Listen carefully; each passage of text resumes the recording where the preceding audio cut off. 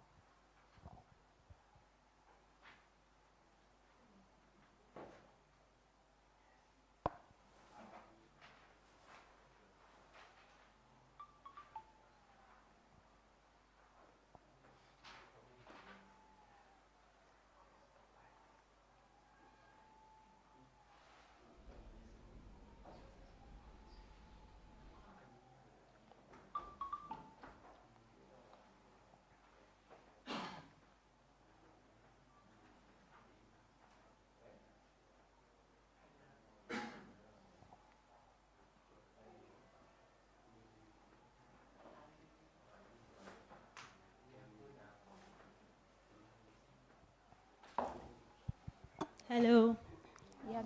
How are you? Good afternoon. It's 2:30.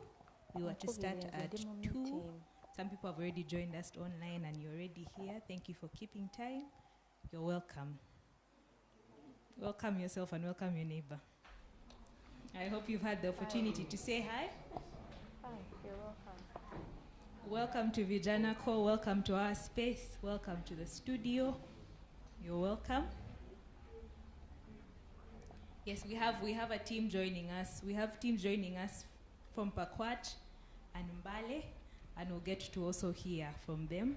My name is Gloria Achan. Yes, and I'm a program officer here at Vijana Corps at the Mukono Hub. You're all welcome. It would be nice to just get to hear very quickly who is in the room, get to know our names, so by the end of the day I can call you by name. You're welcome. Who would like to start?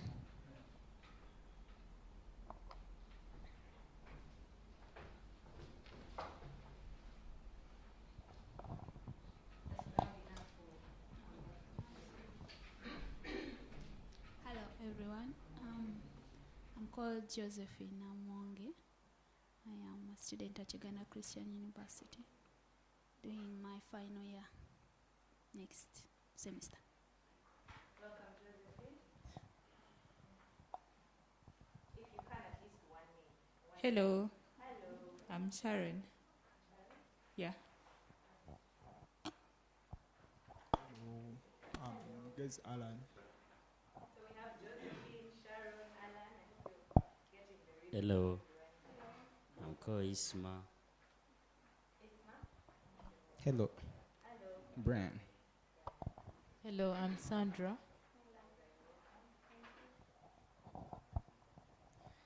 Hello everyone, you're welcome. I'm Angel.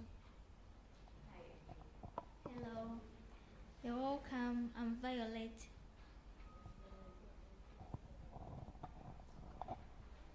I'm called Multa. I'm called Multa. Multa. Multa.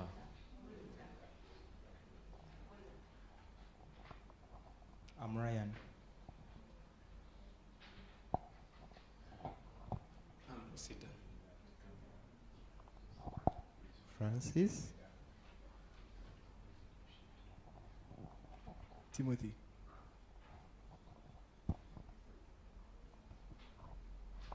Hi everyone. I'm Samuel. Hi, good afternoon everyone. I'm Erin. Hello, it's a pleasure being here. I'm Vicky. Vicky, thank you.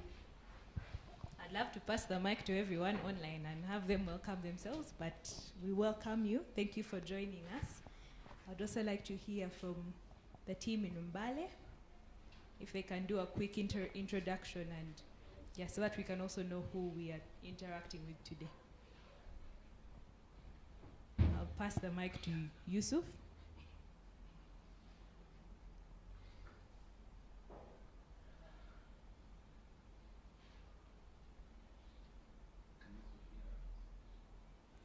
Yusuf, I hope you can hear us.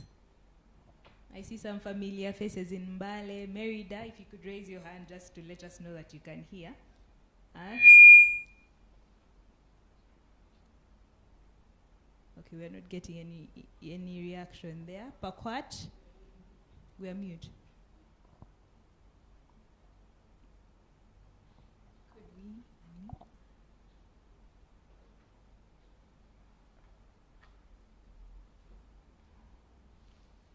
Hello, I hope you can hear us. Okay, I see some reaction. You're welcome. Good afternoon. We've had a whole conversation going this side while we were mute, and we did a couple of introductions. And yeah, it was at this point that I was passing the mic to either Mbale or Pakwat, whoever is ready. It would be nice to know who is in the room as we start today. But we don't have a feel. We don't have a feel Yusuf, of what over to you. it is looking like. Thank you, Gloria. But I would also want to have a look at what it looks like in the room over there. As I also do the introductions on my end. We'll get Confirm to to me if you're able to hear from us. Who are leading the teams in Mbale and Pakwat respectively. That's Gloria.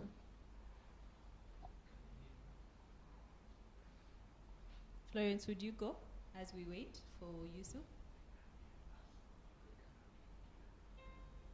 Gloria, are you able to hear me?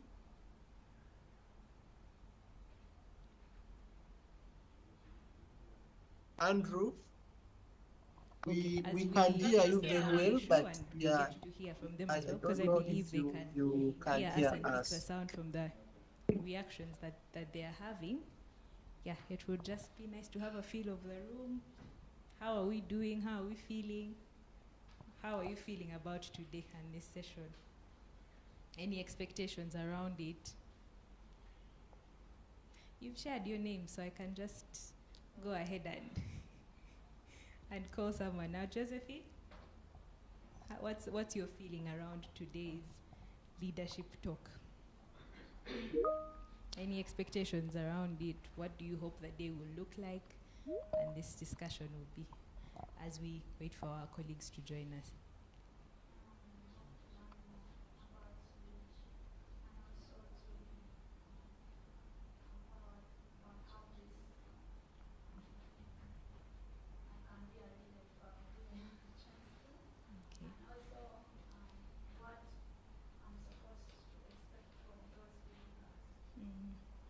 Nice. Anyone else?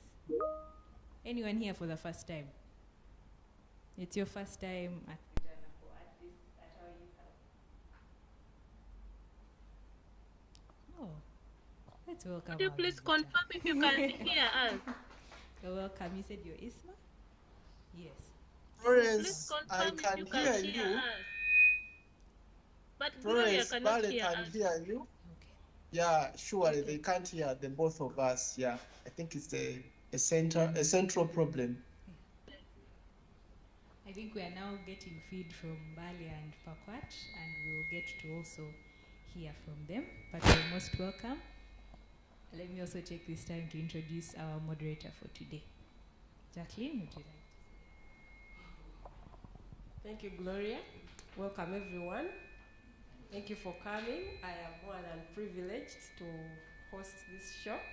It's our very first leadership talk show, and as per our plan, we intend to have these talk shows once every month. So we call them leadership talks because, we are youth and we want to develop our leadership skills because, we are leaders. Some of us are already leading. Some of us are aspiring to lead. Some of us are scared to lead, but it's, we are the leaders. Even if we are scared, still we will have to lead. The future is ours. So we have to develop ourselves as leaders. We want to see moral leadership, transformative leaders, leaders who are courageous, audacious. So by having these talks, like Josephine shared, that she wants to learn what it takes to be a leader. So thank you very much. We'll have another Should I invite panelists already, or do we have to first wait for Apache? Sorry? Should I go ahead? Okay. Thank you very much for this opportunity. I don't know if the listeners in Pakwach and Bali are in class with us. Are they? Should I go ahead? Should we give them a chance to?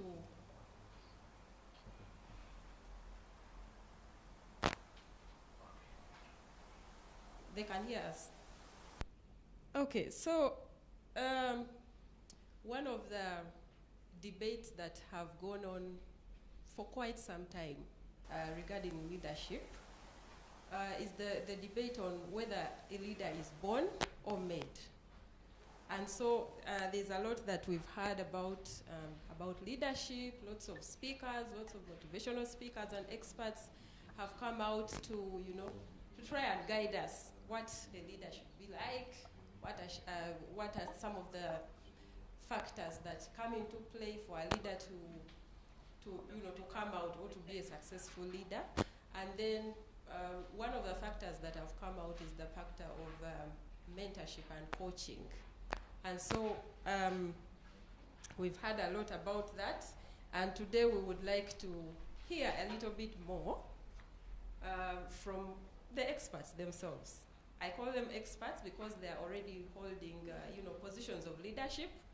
I know that the journey of leadership is a continuous learning journey. No one has it all figured out, but at a certain point, you have to hear from the experiences of others who have gone through the journey to help us understand, to grow us somehow. So join me to welcome two panelists for this table who are going to, this is going to be an interactive show, but we'll have two special people coming on this table to, share deeper into the thought of developing the leader in you as far as mentorship and coaching is concerned. So join me to welcome Timothy Dumba, His Excellency Timothy Dumba to the table. Give him a round of applause as he joins us to the table.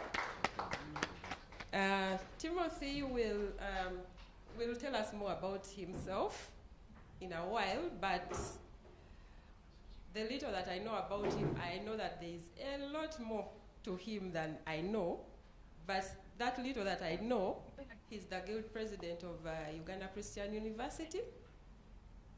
Yeah, that's already big enough, so he will tell us a little more about himself. Join me also to welcome Miss Victoria Namugoba. Is it Namugobe. Victoria, or Vicky.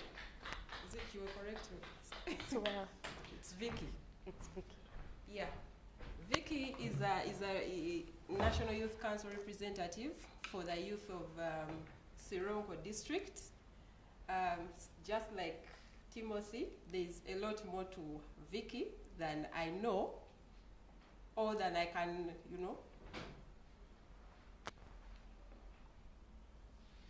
I can preempt right now. I wanted them to talk about themselves. I don't want the things to come from me. So, let me give them an opportunity to share a little bit about themselves, about 2 minutes, talk about yourself, and a bit about your leadership journey. Thank you, Jacqueline, for this opportunity to be a part of Vijana and to be in the presence of you here in Mukono and also our audience in Pakwach and in Bale. We actually have branches of UCU campuses that side. We have one in Bale and one in Arua, so not so far away from Pakwach. And to also be in the presence of Honorable Vicky, it's an honor. So my name is Dumba Timothy, and I'm the 25th Guild President of Uganda Christian University. And yes, maybe a little bit about my leadership journey. I've always found myself drawn to positions of leadership such that I can help and do something. Actually, in our government, the current 25th Guild government, our mantra is redefining impact.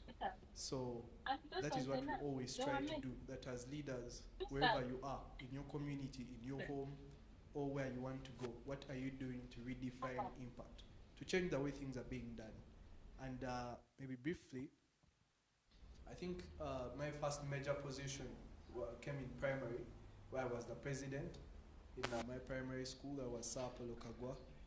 And then again, in my secondary school, which was King's College, Budo, I was the deputy head prefect and chairperson computer club and so many other different positions. And then I came to the university where in the guild, I am the president. Thank you. Wow, that's quite a journey. And I would like to appreciate you for the audacity, because, you know, the leadership right from primary school, it's a bit scary. I myself am scared of leadership, but right from primary, it's like you've never been in a place where you're not leading. That's very, very interesting. I'd like to hear from Vicky. What's your leadership journey? Thank you so much, and it's really a privilege to be here. I would say that this is my maiden visit to Vijana Corps in Mukono branch. Well, I've tried going out to the Mbale branch, and I'm excited to be part of this journey and to be here today. I'm so grateful for the invitation put forth, and I thank God above it all. So I want to first bring you regards from the youth of Sironko district, that is part of Elgon region, in the eastern region of Uganda. We are the Bagisu, yeah, basically. And I'm so excited to know that the team from Bale is also listening in lively, and I'm grateful for that, and for the team that Yusuf is leading. I also am grateful for that. So basically, as my names have been introduced, I'm called Vicky Namugobe, and I'm a youth leader representing the youth of Sironko to the National Youth Council. It's so unfortunate that the National Youth Council is not, it's a corporate body, and it's a wide body that covers all youth, but I don't think it's so much publicized that people get to know about it, but it's a space that really takes care of the needs of the youth of this country. And so we always have like delegates from different districts, and so I'm a delegate from the Sironko district, but I represent the girl child. Basically, we do advocacy for the girl child, so that's the section, we call it the Secretary for Female Affairs. There are many other positions that we shall get to interact and get to know with time. It's a political position, really, that we hold for a five-year term. That's one term. So you go, we do electoral college votes, and you are voted into power. So unfortunately, I am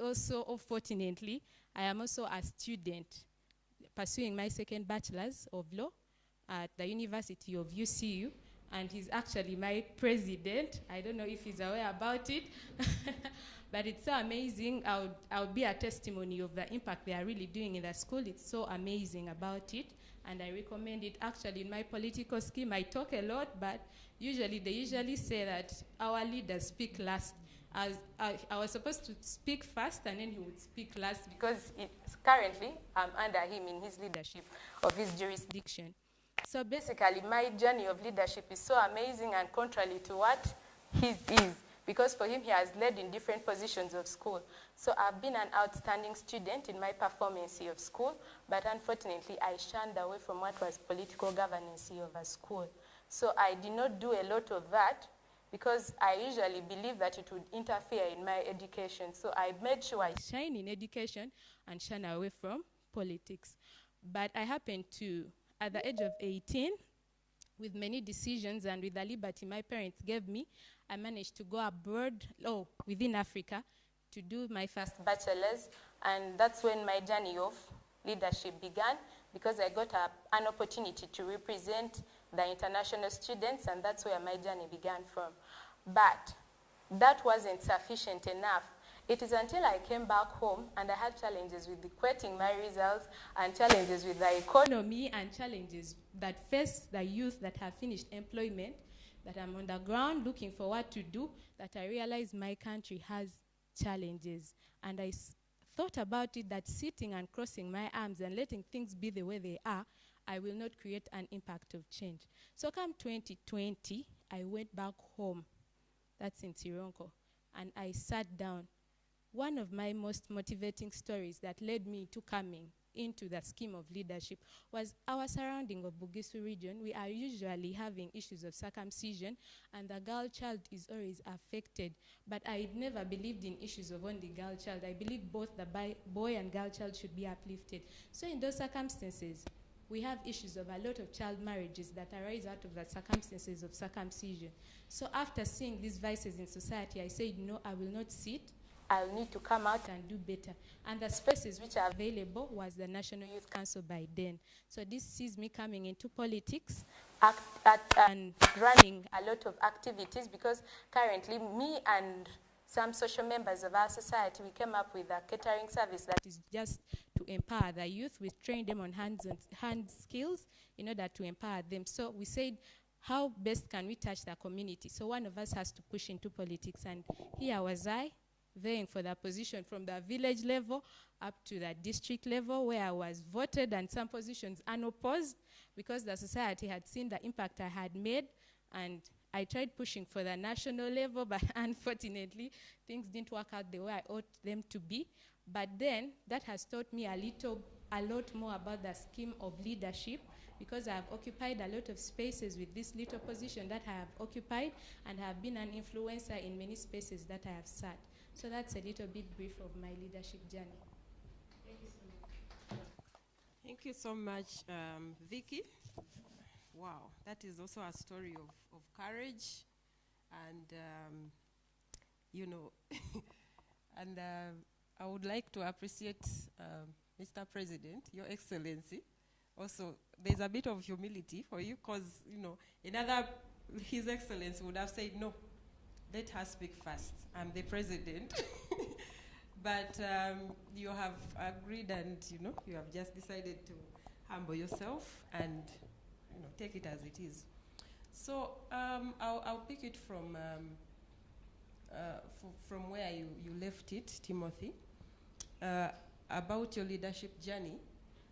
You described like right from primary, secondary, and different other aspects of your life where I've been a leader.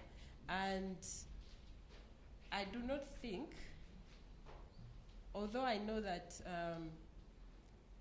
somehow it might have been a natural thing that came naturally to you, but is there any person in form of a mentor that you could point at who, you know, inspired you or even supported your leadership journey up to this point, or is still supporting you, or are there a list of people?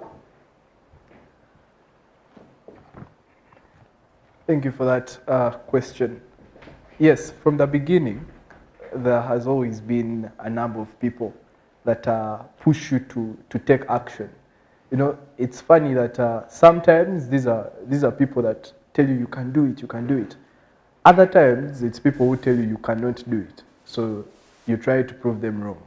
So these are maybe the two types of people that we meet on our journeys of being leaders. However, at the beginning, maybe in primary, I could say that my parents, my mentors, my late mom, both of them were politicians. But my mother was more serious in politics at the time. So from the moment I was born, I was always seeing her do these kinds of things, always welcoming people into our home, or moving from home to home, asking them, what are you facing? How can we fix it? All those different things as a young child. So I thought that if you want to make a difference in society, then start talking to people and get to know their issues. Then you can begin from there. And then other mentors could be my father, who is still supporting me to this day. You know, they always tell you, do this, do that, you can become better in this area. No, you are doing wrong here. You know, actually, as Jackie was calling us, so like I'm inviting the experts. When they say that word, you feel that you even feel weird inside, because we I do not know what an expert is. We can have experts in engineering and all those different things in practical skills, but in leadership, I sit in a room and I still see that I have a lot to learn. I'm still failing at a lot, and the mentor points it out. So mentors have been very important. My teachers, my parents, and religious leaders, all kinds of leaders, most especially Jesus Christ. Thank you. What about you, Vicky? Is there anyone that you can point to who is, who has walked with you in this journey of leadership? Oh, thank you so much. So the Vicky you are seeing today isn't the Vicky you should have seen 10 years ago. As I told you, I'm actually an introvert that likes reading a lot. Actually, reading is my hobby. Education is my hobby. Those are the things I like doing. So I have been an introvert like most of my time. And each time I got out to speak, and someone always wondered, is this the Vicky we knew 5 years or 10 years ago? And I accredit this to the mentorship skills that actually I have gone through. So actually, I would say I am what I am in this field because of the mentorship journey that really guided me on this path. I actually recall back when I had just been during my first elections, because it goes through to the village level, I was called to address a crowd of just 10 people, 10 youth. And it was very, very difficult for me. And I wondered and asked myself, and my dad kept on telling me, you can't do it. My friends told me, you'll do it, you'll do it. But I couldn't say even any word. I actually couldn't. But once there was a good friend of mine that they once again, I think it's called, it's the Gender School of Women in Makerere. I would say they were my first mentors because that gender school, they held a summer workshop. And it was in Bali, and I was actually pushed to come for it. So I attended it. It was just a small session for 1 week, but that 1 week, I would like to say it was the transformative time of my life because I came to realize I could interact with people, I could speak, and they kept on encouraging us that, no, you're in these positions to make change, and this was my desire. So that's where my first mentorship started from, and I had the word mentorship actually. And I realized I needed someone to hold my hand because I actually find myself, because with time I've learned my strength and my weaknesses. I do not want my weaknesses to come into my line of leadership when I am serving. So that principle, I learned it in the Gender School of Women. And later on, Unifolk, there was a school called University Forum for Governance. It's still under Makerere. They still carried me on for like a full year. And we went on with it was a cohort for Polar Lab. We learned also under there. And that's when really I kept on getting on courage. And even the National Youth Council came up with different sessions where I would attend and also get more knowledge. But 2 years ago, or let me say 1 year ago, I thought moving on a journey alone, just seeking out for organizations to always guide me wouldn't be sufficient for me. I needed to find that one person who would really mentor me because I somehow feel like I'm a bit capricious, that that nature would fill me up and power would overtake me because sometimes I get into spaces of leadership where people have too much expectations about me and it overwhelms me. So I need someone to guide me and put me back on the right path. So I met a certain gentleman who has been a long-time friend of me. Actually, he works with Vijana.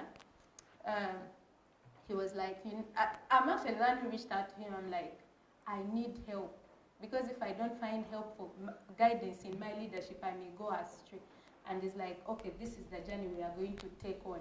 And from then, till date, I think Yusuf has been an instrument to my leadership skills and to my journey. He guides me on. He always gives me assignments of books to read that I never read sometimes. But he really guides me on the right path to do, and I take him as my mentor. Though there are other people outside there whom I would look at, but to me, mentorship is someone who is more closely related, with whom you can interact and find a social understanding, and who understands you well, and who can use his experience to guide you. And in that, I found it in Yusuf. Thank you so much. Yusuf, is this microphone working? Okay. Yusuf, Thank you so much for wherever you are. Kudos to you for supporting Vicky. Vicky hinted on a very important point of like she went and sought out help herself. She went and looked for a mentor. So it's at this point that I would want to ask.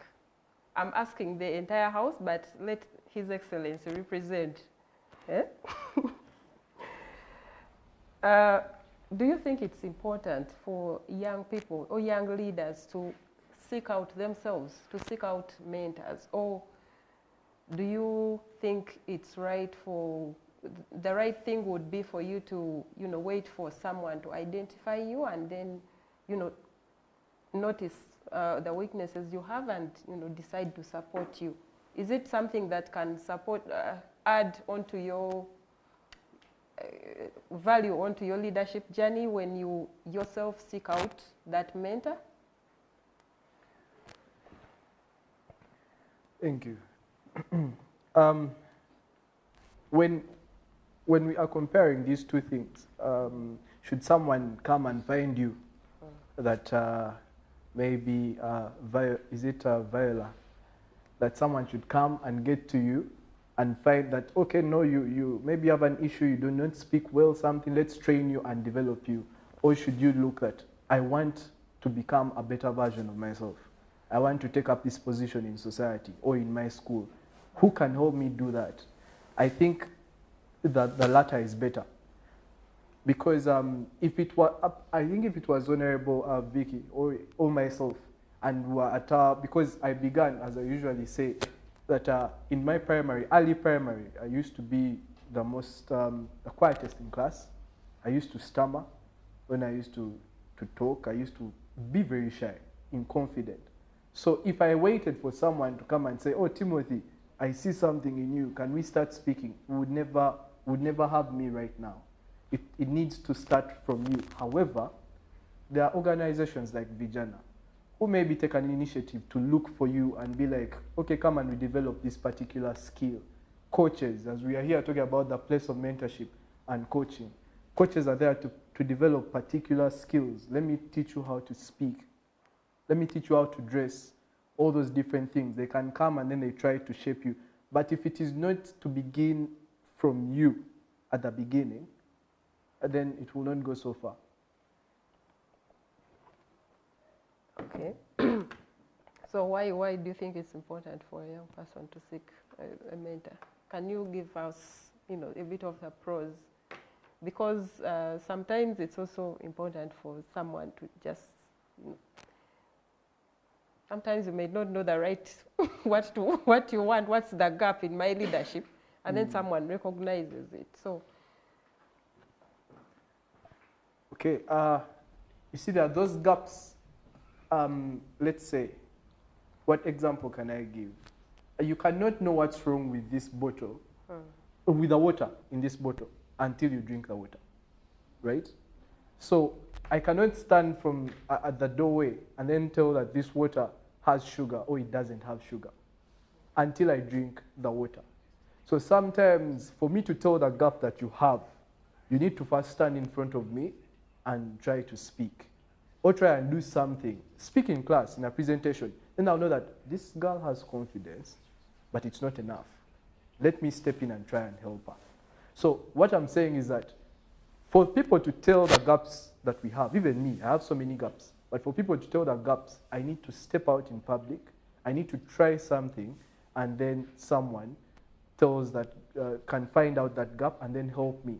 And a mentor, maybe I would have described this at the beginning, is someone who has been through what you plan to go through and has come out at the other side.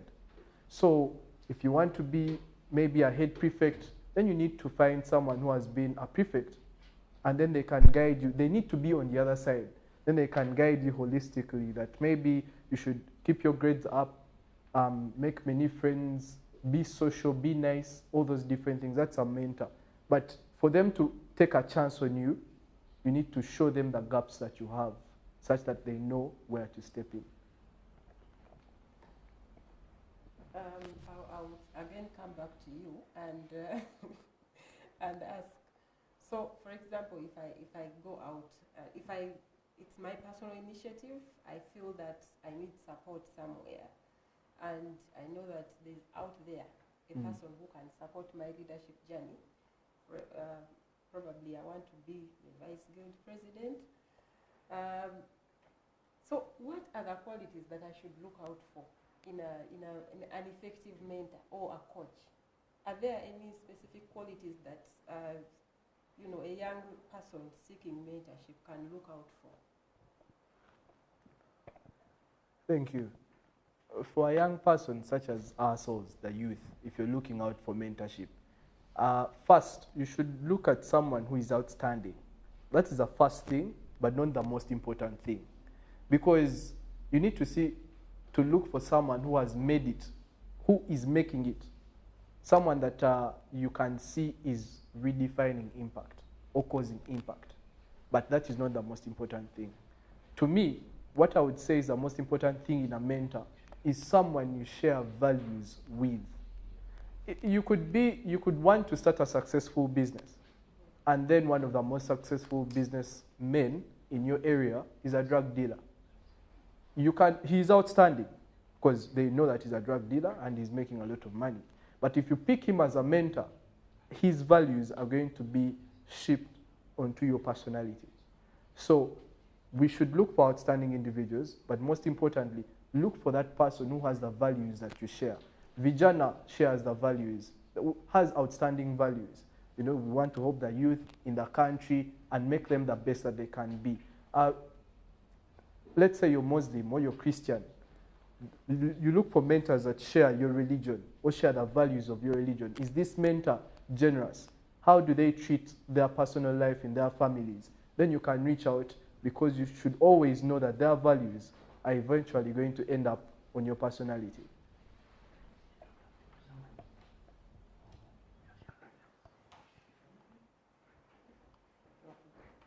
Okay, thank you so much. Thank you so much, Timothy. I would like to know, before I proceed, I would like to know that our audience in Pakwach and Mbale are still with us. Can you wave and let us know if you're still with us? And then, what about Mbale? You say something. You say something. Yeah. Mbale, Yeah, your girl is here, and Yusuf is a mentor. He has been mentioned. Please wave to us if you can see, if you're still following. You guys, if you're talking, you're mute. We can't hear you. Okay, that's that's nice. Vicky, you mentioned that you went and sought out Yusuf to be your mentor, and he has been very, very supportive. Jacqueline, Yes, Yusuf. are you able to hear us? Yes, I can hear you now. Oh, yes, that is Mbale now speaking. Can you hear us as well? Okay, thank you. I remember that I mentioned, I applauded you for mentoring our panelists. Thank you for that support. I wanted to ask,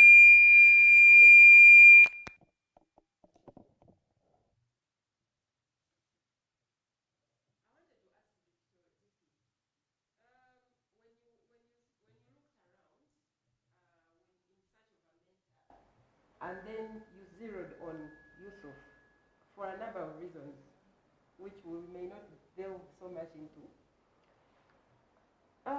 As a young woman, do you think young ladies out there, is there any challenge that you think they could be facing with hooking up with male mentors, or should they just stick to looking for female mentors?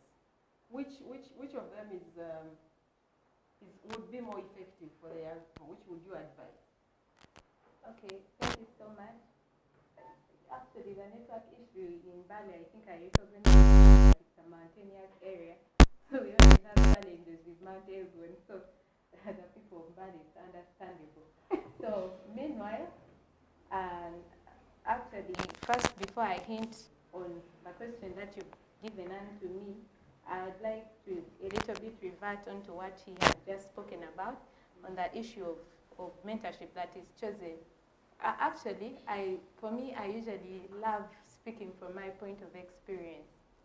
So, before I had actually rooted for any political position, now no one knew me, no one wanted to associate with me. But it's because, not because that they did not want, but it's because I think they did not know the impact that I had or whatever I was bringing on board. So coming into these spaces and seeking out maybe using the name of the corporate body that we now have, the National Youth Council, I think it kind of opened spaces for me. But individually, no one would seek me out and say, I want to mentor you, or I want to guide you, because leave putting aside the issue of mentorship, I once had a vision and I wrote a proposal and took it to some organizations, which I did not want them to fund me, but I just wanted them to come and work with me and probably guide me through this path to see how better I would resolve the social problems of the society. I was rejected outrightly and no response. That was before I held a position. So after I held a position, I tried the same organization and worked, and I received at least 10% of the response. What does that mean? People will only value you in most circumstances in a society because of who you are and what you are bringing on board. So if you are moving, I felt like if I'm moving in a scheme of mentorship and I'm hiding my light under the table and no one is seeing it, no one will reach out to me. No one will know my challenges, no one will know my fears, and no one will be able to guide me. So I feel like through coming out and lifting up a little bit of the light that I had, people would reach out to me, and really it's during that time of period that I entered into spaces of leadership that I had a lot of people reaching out to me to guide me, which for them I think they thought they were mentoring me. But me, I felt like, no, it wasn't the path I really wanted to do, because I don't want to do what you desire, but I want to do what I desire, and I want you to guide me on what I desire. So that's why I stick to the aspect of me seeking out a mentor than them seeking me out. Because in most circumstances, like now, from what I've seen from Vijana Corps, really, it's reaching out to people. So if you're out there and your light is shining, it's better than them waiting for them to seek you out, come to them and let them guide you on the path that you desire to move, because they will realign their objectives to your objectives. So that's what I feel. So coming back to the issue of mentorship of, we call it heterosexuals, maybe like a gentleman mentoring a lady, I actually feel it is what you desire to be. If you set your mind to it and you have your objective, I am moving into the space of mentorship because I need guidance in this and this sphere. I think we can be able to detach whatever other feelings and emotions we desire because we are of different sexes. Maybe probably there may be people with ill motives, and I also think it also comes from the circumstance of what you want, because for me I have friends who need mentorship, but their mentorship is not derived, or it's not driven into the line of their ambitions. They want mentorship because they feel, I'm going to get a prominent mentorship who is going to give me money. I'm going to get a prominent mentorship who is, they have their own selfish desires and not the desires of. And for me, I feel that the spaces of leadership are for the service of the community benefit and not for your own benefit. And I believe everyone is a leader. I'm actually not into the school of leaders are born, are made. I believe in you are a leader in every circumstance that you be, but just because you've not yet discovered which scheme of leadership you can do, but leadership is way beyond just politics. So I believe if you're guided and you know what you want in your life and you seek the right mentor to guide you, whether the mentor is of a different sex than you, and you stick to what you desire, because if your mentor knows these are your principles, for me, my mentors, or whoever gets in touch with me always have one say, Vicky is principled, because they think I'm principled in what I do, and it's what I've shown them. And I don't think a person of a different sex would be able to divert and come to other things of exploiting me or using me in other circumstances apart from mentorship. But if once you enter into the scheme of mentorship and you have diverted minds and you do not know what you want, that's where the problem comes from. Because that's where you're going to find challenges, the other wanting to put undue influence on you to do what is not right, and that's where the challenge is. But mentorship by different heterosexual people, like a male mentoring a lady and a lady mentoring a, I'm so critical about my words because we are living in a homosexual talk, so it's very important for me that I realign my words. So that's why I'm saying that it's important for anyone. A male can mentor a lady and a lady can mentor a male, as long as you realign your objectives and you really know what you desire out of this mentorship in your leadership skill. Thank you so much. Yeah, so thank you so much. So it means that it's not cast in stone that because probably someone is out there, could be out there thinking, a lady, if I get a fellow lady, they're the only ones who know. She would understand more the challenges of us ladies, And so when they are mentoring me, they're like, I understand. Or if it's a guy, he knows that, our guy stuff, so he will be in position to support me better. If I go and tell him this is the challenge, he will know that, yeah, man, those challenges are there. Yeah. This is how I should support. But thank you so much for throwing light on that. I would like to open this discussion to the audience.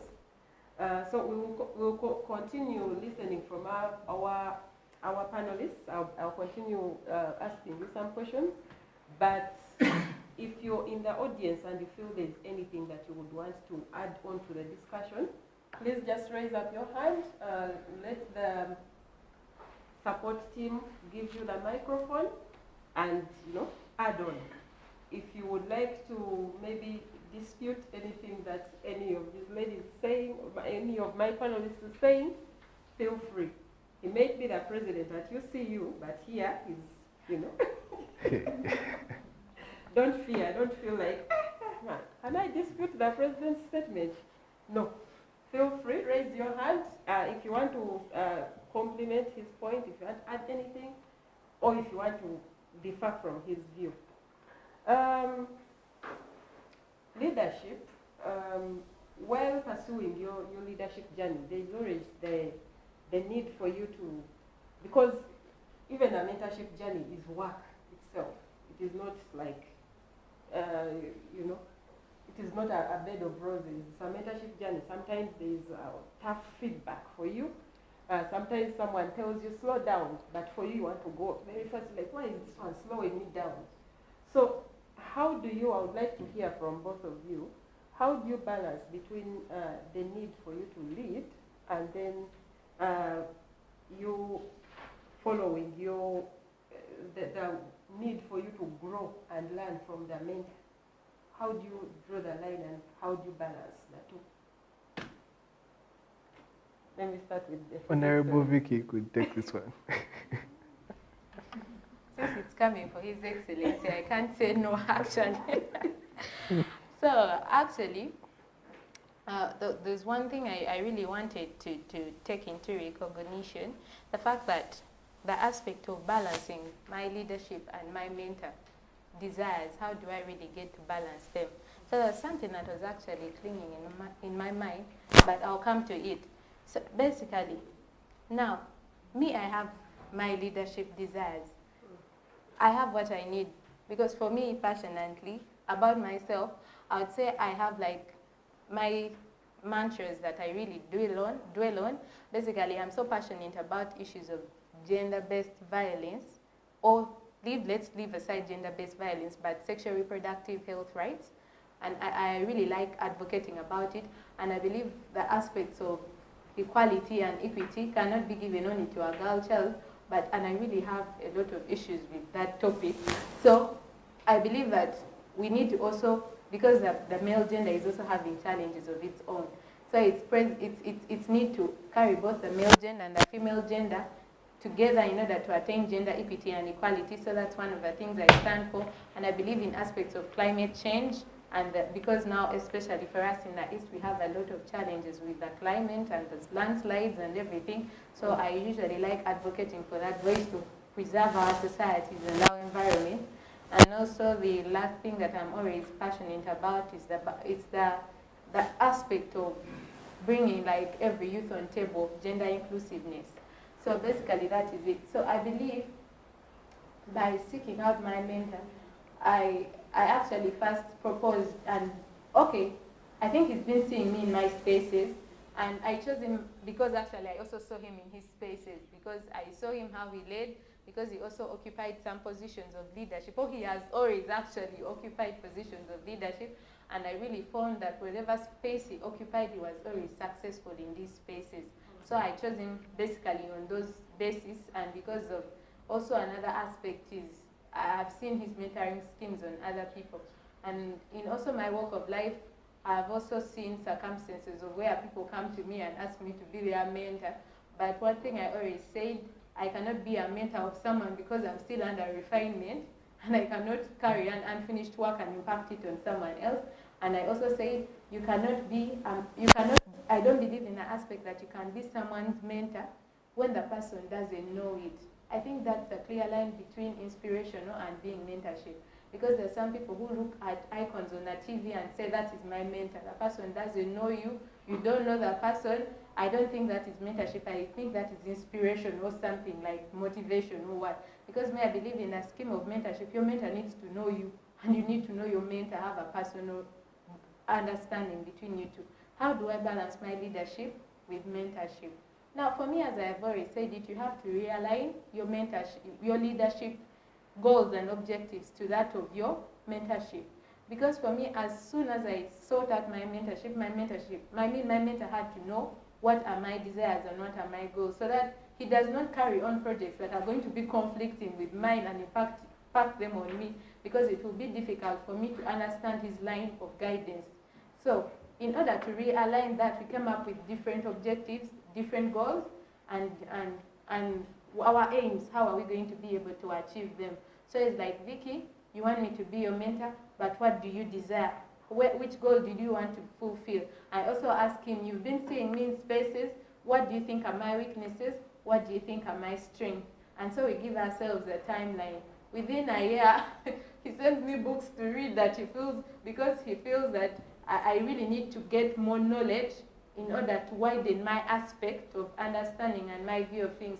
Because they say a learned person who has read and understood, like the one who has gone to school, I'm sorry to say it in a literal meaning, but a person who has gone to school, the way he or she would reason is different from a person who has not gone to school. And a person who has traveled nations is different from a person who has been around all the time.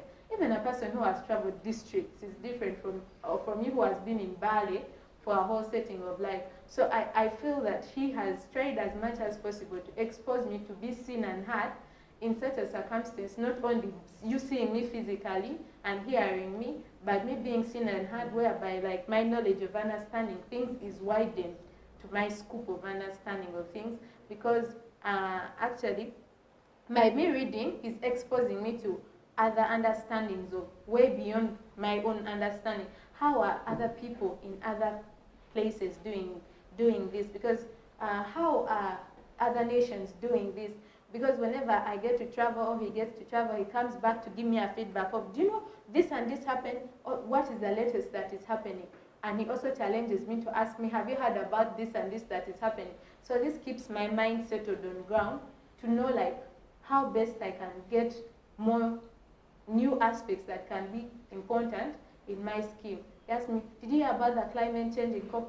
What is your view about it? Did you read this book I sent you? Give me a summary review. Let's interact about it. So I'm just talking about, we set the objectives and the goals and how we can be able to achieve this within a specified period of time, so that his desires and my desires of leadership are realigned and they do not conflict with each other, which I feel would be the best way to fight against having conflicts between your mentors and your spaces of leadership.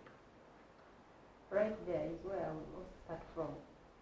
What if along the journey of mentorship, there's something that your mentor feels is important for your growth, and then you personally, you have looked at it and assessed it and turned it around and round, and you feel, no, this is not going to work, how do you give him feedback? Or how do you how do you handle that kind of, because whether you like it or not, time may come when you in the beginning you set your targets with you aligned your things with your mentor properly, and you agreed this is the kind of help I will need, this is how the support I will need for you to mentor me or to mentor you.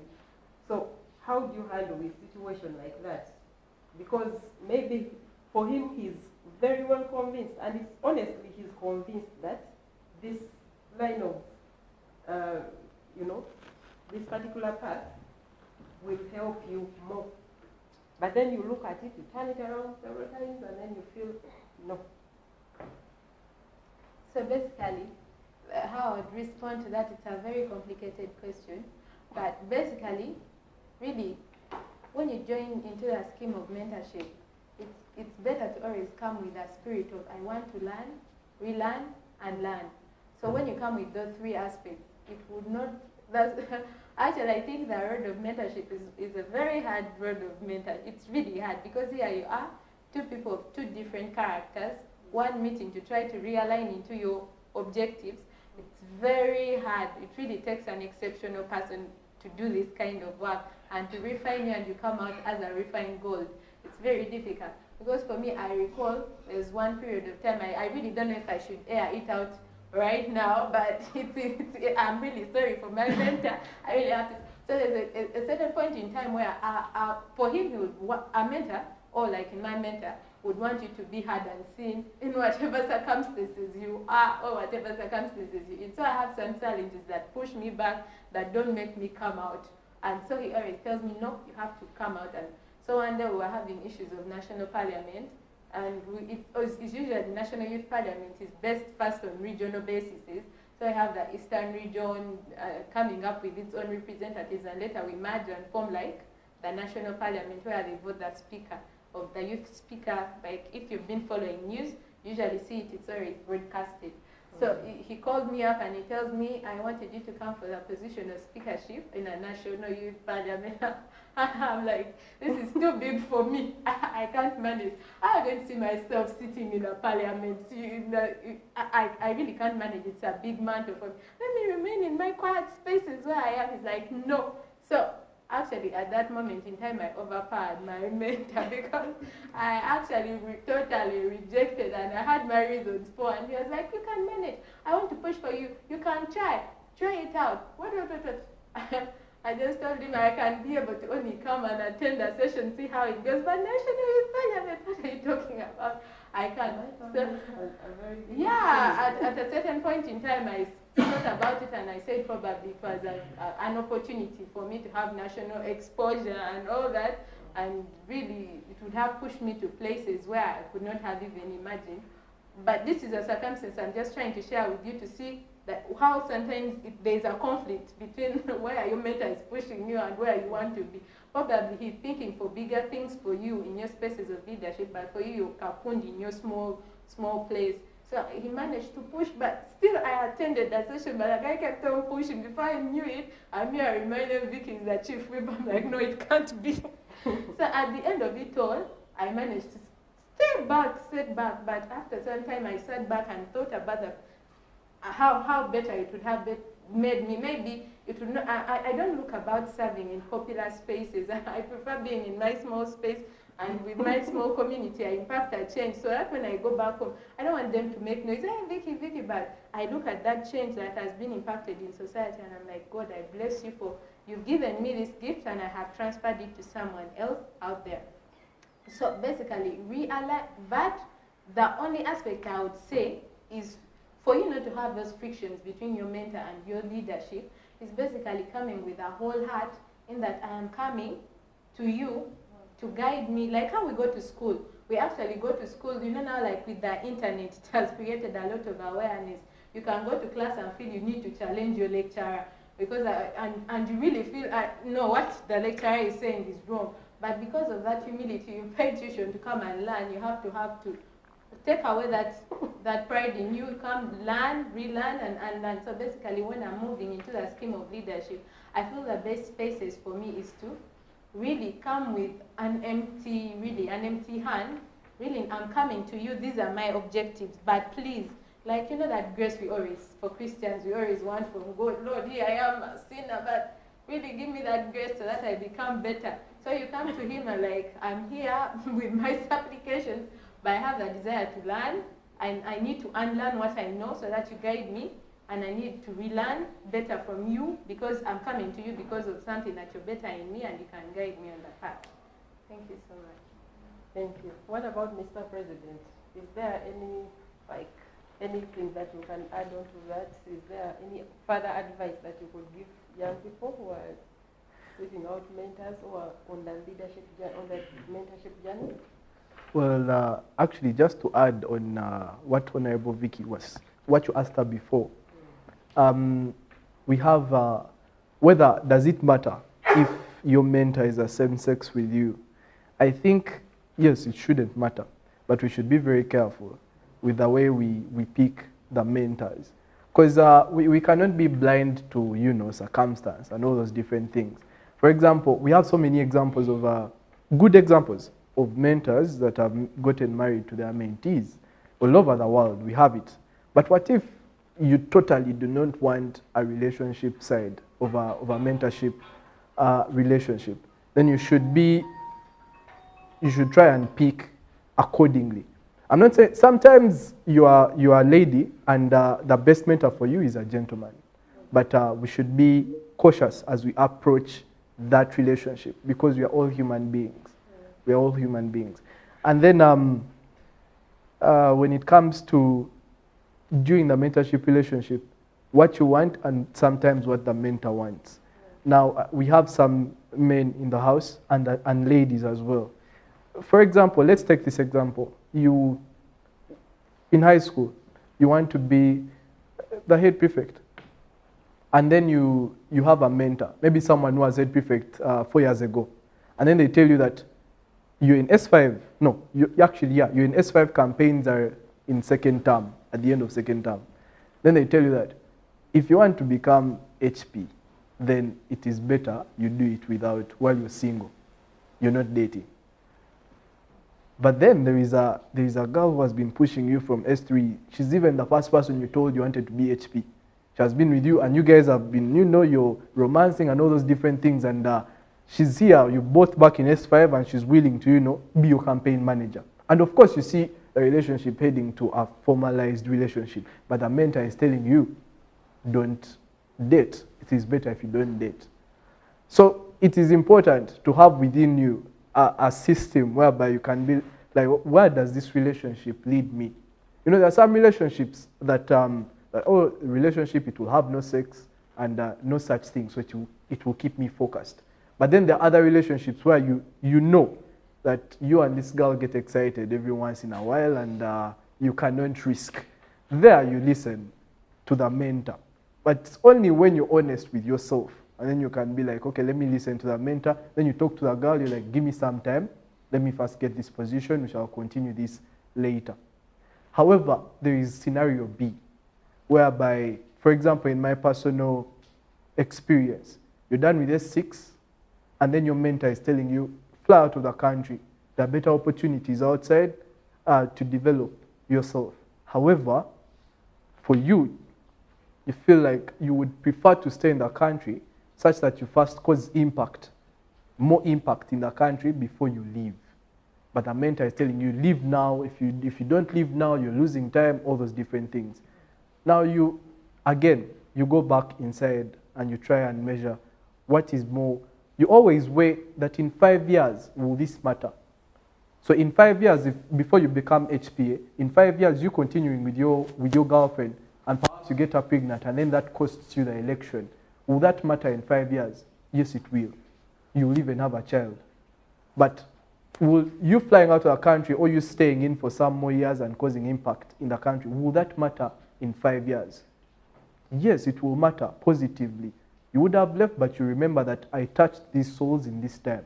You tell your mentor respectfully, I understand that you are advising this, but for this one time, I'm choosing this.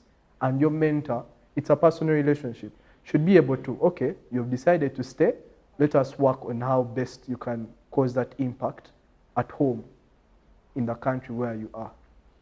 Okay. At a certain point, Vicky hinted on something like on. She said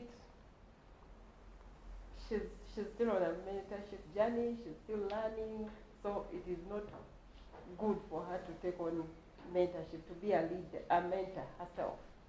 Yeah. Do you also subscribe to the same school of thought, or is it possible for a budding leader who maybe you have a mentor somewhere who is supporting you, that you can also support someone else? Is that possible? Well, what can I say? Honorable Vicky, what she said made 100% sense. Because she said that you have your own things you're struggling with, so then why put them on someone else? But then, when she said it, I agreed. I'm like, you can't put that on someone else, because we are going through a lot. However, I remembered that at the beginning of the week, we were at Makere, and I was talking about something similar, leadership. And I began by telling them that someone usually tells you to lead others, you must first lead yourself. But then again, most times we feel that leadership is making something perfect. But it is not, otherwise we wouldn't have our president, we wouldn't have our guild presidents, we wouldn't have vice chancellors, because they don't make things perfect. But they make things move. They make progress. So all leaders, wherever you see them, all successful people, all maybe the richest men, the most powerful musicians, all of them make more mistakes than the average people do. All those people, they make more mistakes. The richest people make more losses than the average businessman. The most powerful musicians make more songs and fail more songs than the average musician. So all these people, no one has bigger failures than them. So in my position, I'm still failing, but the more I fail, that means the more I'm growing. And then that doesn't disqualify me from helping someone else, because as we know, the Lord calls you to qualify you. He doesn't call a qualified person. So in the same way, if there is maybe a high school student who wants to learn something from you, but you're sure you're not perfect yet, as long as you're trying to be, then you can teach something. Okay. Is there a hand in any of the audiences? Pakwach, Mbale, is there anyone who has an opinion on that? Or should we proceed? Because at the end of the day, it will be just the three of us talking. If you don't, it's supposed to be participatory. There's a hand in Mukono. Yes, please. Please remind us of your name and then give us your thoughts.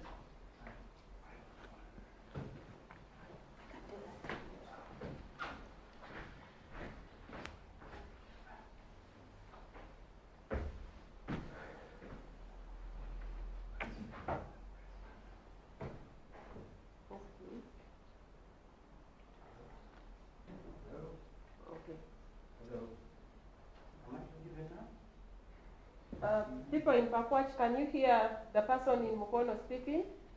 There's someone in the audience who has a microphone. Can you hear them?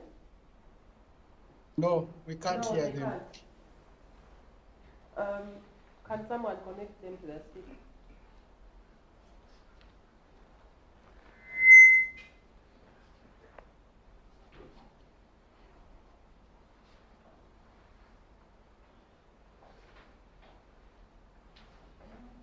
Hello. Yes, please. Okay. Your name and then your opinion. Okay. My name is Hello. Oh. Yeah, just reside within. I want to concur with the speakers that what they have talked is really the reality. But when we talk about leadership, it zeroes down to two life skills and values. That is self-awareness and problem solving. A leader should be aware of what they want to do in life. Currently, here in Uganda, we have taken a lot of mentorship from these Western cultures. Like Western countries, talk about the UK, the United States, and they have taken us into a journey, the leadership of, they have mentored us through democracy. And here comes now a problem of LGBTQ, that the country has to decide. This zeroes down to self-awareness, that what is the purpose, what is the cause, what am I trying to do, who am I leading, and who am I presenting myself to? Yes, and then there's a problem of problem solving. Most of the leaders who have grown up, like the most successful leaders in the world right now, are the ones who have done more social impact than political. When we talk about, let me give an example of one of the persons I really like following. Let's talk of Elon Musk. In 2009, when one of his rockets really crashed, and his mentor was Armstrong, who sat in a committee and was really pinpointing at him, no, this man should be stopped, Falcon should not go ahead. This man had to realize that the problem I'm solving is actually, I have to connect to space, I have to bring communication to people. He did not assault the leader, his mentor, but he took a different stride that, no, I'm aware that I'm the engineer making, and I have to create a solution for the world. Right now, as we talk, SpaceX, out of perseverance, is the biggest, actually, is the one servicing the International Space Station, giving us everything. So leadership is actually all about self-awareness and problem solving this kind. Thank you. Thank you very much, Francis. Did the people in Mbale and Pakwach share that opinion? Does anyone have a different opinion? Should I elaborate it? There's a hand in Pakwach. Florence, can you unmute? Let's give the microphone to Pakwach first. Let's hear the opinion from Pakwach. Your name and your opinion. I'm Philip. My opinion, if a leader is in the process of mentorship, because we know with the leadership, it is not a one cannot thing. hear you. Is it a problem within here? And in the mentorship, it is a process, and it takes time. They're talking, but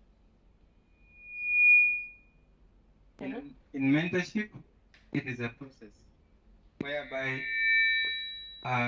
when you are under a process of mentorship, it can also be good that as you journey, because we have different stages of leadership. I can remember when we are at a childhood level, whereby when you're about 5 or 6, there also we have leaders, where when you're playing in a group, there's also a leader who guide the play, and it grows gradually. And in my opinion, that so long as you are in mentorship, you can also mentor someone, and at that level, because mentorship is all what you desire from someone who is doing well. I beg to stop you. Thank you. have you heard? Were you hearing us, please? We had some bits of it. We were struggling a little bit with the sound. We had some bits of it. But Florence, you might want to help us summarize it in 1 minute. He has said that for him, he believes that mentorship can be done even if you're being mentored. Even if you have weaknesses, that person who has come to you has seen something good in you, and you can share that good with that other person. So generally, he's saying that even if you're at a point of mentorship, you can still mentor another person. Okay, thank you so much. What's his name though? His name is Philip. Thank you, Philip, for that Around B. submission. Anyone else with a similar or differing point of view?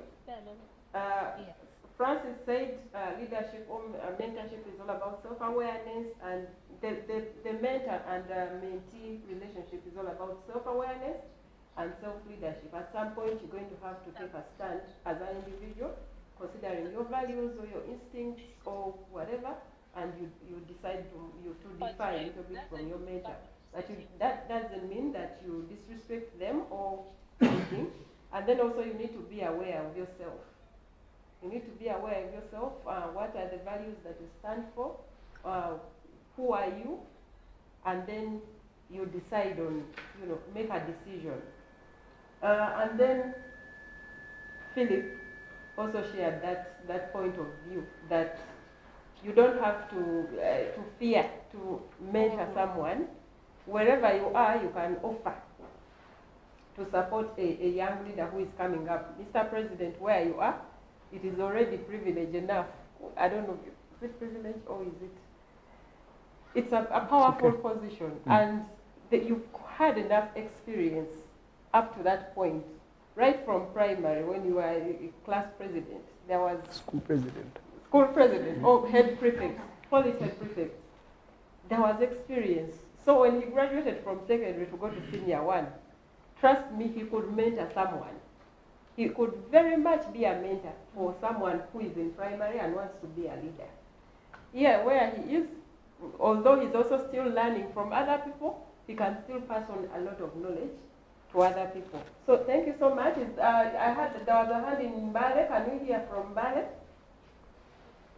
Could you first finish the Pakwach people? Your name and then your submission.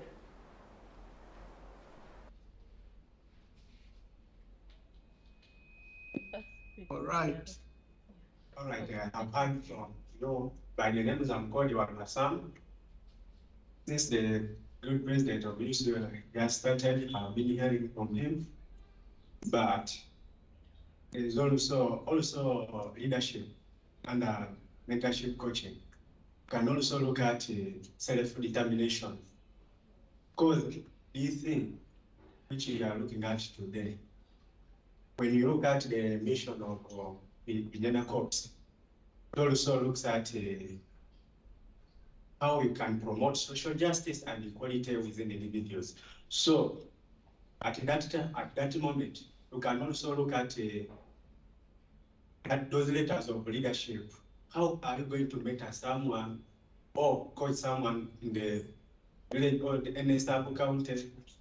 Just look at those. There are 10 letters. L, loyal, and ends with leadership, which is being humble.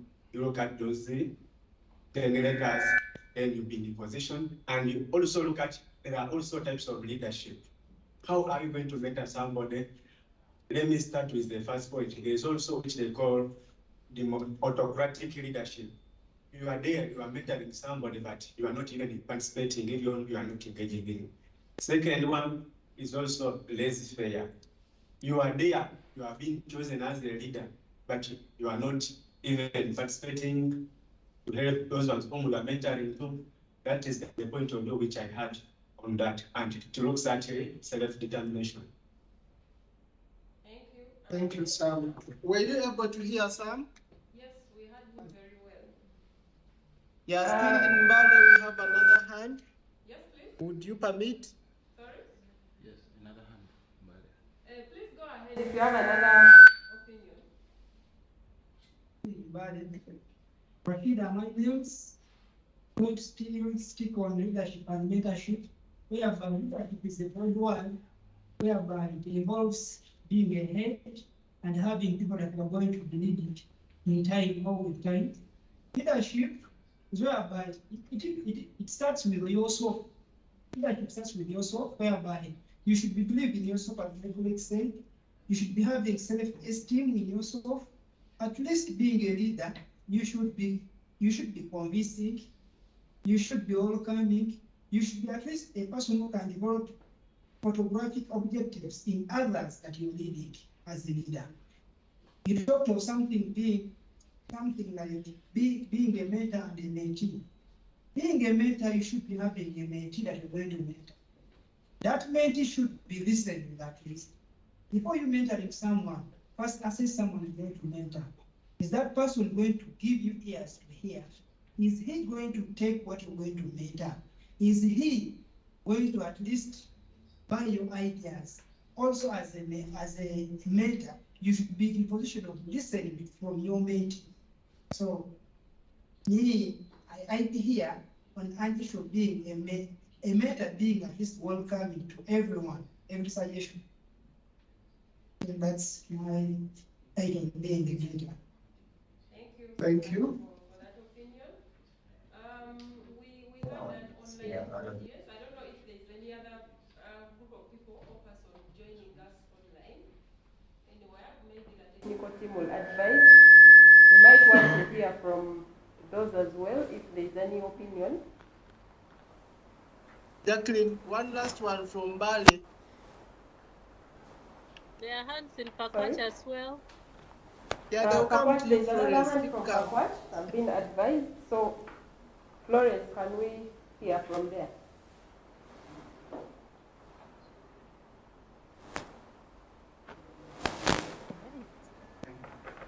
My name is Ivan Chakacha Pakwach.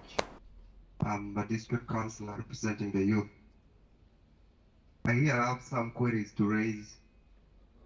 My dear President, Your Excellency, you earlier on shared with us that a mentor is someone you share value with.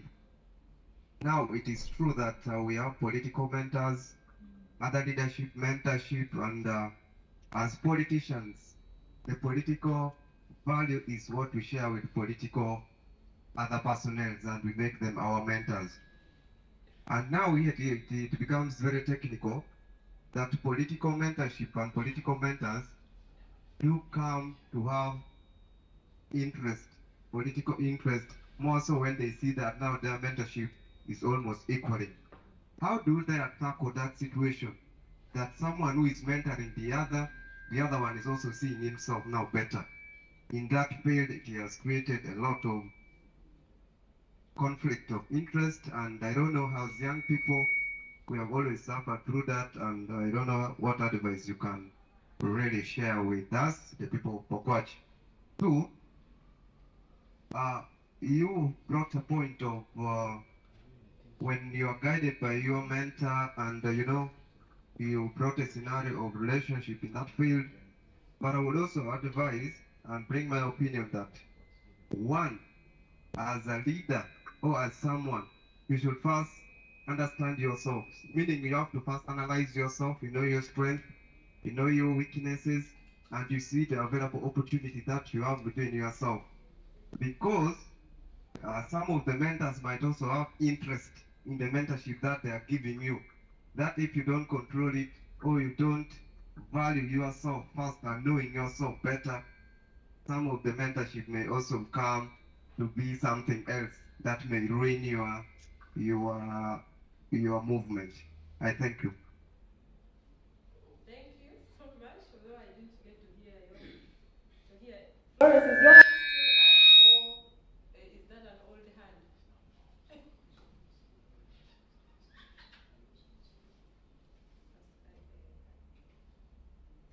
Okay, so maybe to summarize a bit for Mr. President, that question came to you. It's not a question actually, it's more like asking for advice. Like political mentorship. Maybe you have your mentor, but probably even share the same values. You're interested in politics, they're interested in politics, and then a time reaches when you have similar political interests. Maybe you're vying for president, but also your mentor is looking at that role. How do you go about that? I don't know. Did I get it right? Yeah.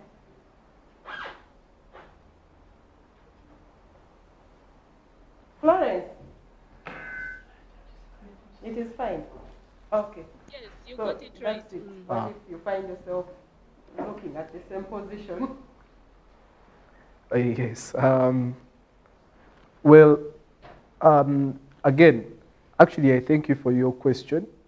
I thank you for your question, and because it was well delivered, both your question and then what you supplemented afterwards.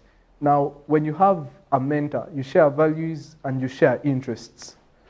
Let's say this is someone who was an MP before, then they mentored you to become an MP, but you know politics is a long game. So maybe he's about 20 years older than you, then you find yourself, he's 70, you're 50, you've both had an illustrious political career, and you both want to be president. Now, mentorship is a personal relationship. That means you have spent a long time getting to know this person. So you know your strengths, you know your weaknesses, he also knows them. But you also know his strengths and weaknesses. Because he has been mentoring you, as you've also been observing his steps as he's reaching the point of president. So you know his strengths and weaknesses. If you feel that in you, you see him to be, actually, before I say that, we have to first disqualify that, no, since he's older than me and he's my mentor, let him be president for 10 years, then I'll come in 10 years after. That has crushed so many different political parties in so many different countries. People never leave the seat. And some others do. The second reason is that you cannot subject a person who you believe is not good enough to a community. If you believe you're better, you shouldn't let him be president if you can do something better. Doesn't that then put you at loggerheads with? Yes, mentorship relationships are not supposed to, they're not meant to, they can last forever, or you can outlast a mentorship relation. Someone can mentor you to become MP, but then you want to continue in politics and they are no longer in politics. So that they cease to be your mentor, then you can take on another mentor. So it's not supposed to last forever. If you feel that you are better than your mentor at this point, then feel free to try and take up that position other than him. Or you feel that he's better. If he's better, then you should have the wisdom to let him serve as you keep learning. Of course, there's that moment when, he feels he's better. He knows, he's convinced deep down in his heart he's better than you. And then you also, when you sit and examine yourself, you really feel, surely I'm better than this guy. That is perfect then. That is why we have elections. You go and you let the people decide who is better. So I would request to supplement just a little bit on that if it's okay. So as I said before, I usually like to refer to experience. So someone else invited me to a fireplace while we were having discussions, and it was still the topics of mentorship. So we had a lot of members of parliament who graced that occasion. And so like a member of parliament gets out and he actually says, I'm ready to mentor anyone inside here because it's my duty to help the youth to get onto the decision-making tables. I'm not ready to mentor a person from my region. I don't want to be overthrown. So that was the statement of this member of parliament. I was like seated in my car and I'm like, his mentorship journey is not as easy as we see. So he's ready to mentor anyone else, but as long as you're not from his constituency, he will not mentor you because you will overthrow him. So I think this directs us back to the challenge that he has just posed. Me actually, personally, I would say it from my own point in my own constituency. I feel there is no one who is going to get up who is already in a political position and say, I want to mentor you, Vicky. I don't think it is possible because for me, I believe in the aspect of mentorship. As I said, you need to identify and know who your mentor is. If you know your mentor is, your mentor will know and realign the objectives to your plan. But if you have plans, because for me, I may be having a political plan, because I have to be open to my mentor and tell my mentor, I need you to guide me in this plan, and this is my line of position. And my mentor feels challenged by my plan. It will really take a selfless person to stand into those feet and say, I'm mentoring this girl to fit into this position. And yet for me, I believe the aspect of mentorship is when you mentor me, I have to be better than you, because that is it. I have to, you're refining me to be better, right? So how about if I become better than you? Is that a crime? Like, we've seen, like, what's his name? Jack. Is it Zach? I'm not so good with Zach Zuckerberg, is it? I think you're good in the internet. I think he was mentored by Steve Jobs, basically. And actually, you see the work that Steve Jobs did in this guy. Steve Jobs had his own standings in ICT, but see how Zach comes out and outshined Steve Jobs. It's Steve Jobs that taught him, let's go meditate in some temple somewhere in India, I think, or it was India and all that. He really guided him on the path. And actually, Mark today is doing more than what Steve Jobs ever did, and he's being so impactful. So I believe that's the journey of mentorship.